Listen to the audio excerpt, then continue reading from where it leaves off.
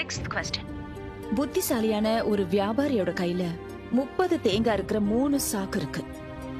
3 சாக்கையும் சேர்த்து மொத்தம் 90 தேங்காங்க.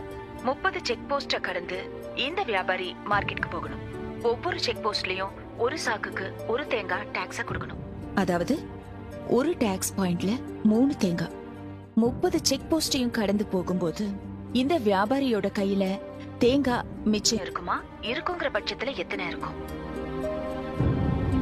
சாதாரண ஒரு ஆளா இருந்தா இந்த மாதிரி சூழ்நிலையில என்ன பண்ணுவான்? ரொம்ப நேர்மையா 3 சாக்குல இருந்து ஒவ்வொரு தேங்காயை எடுத்து 30 செக் போஸ்ட்லயும் கொடுத்துட்டு இப்படி உட்காந்து அழுதுகிட்டு இருப்பான் இல்லையா? ஆனா நம்ம ஹீரோ 3 சாக்கு எடுத்துக்கிட்டு 30 செக் போஸ்ட கடந்து போவாரு. மீதி தேங்காவும் இவர் கையில இருக்கும். சார் வணக்கம், 3 சாக்குக்கு 3 தேங்காய்.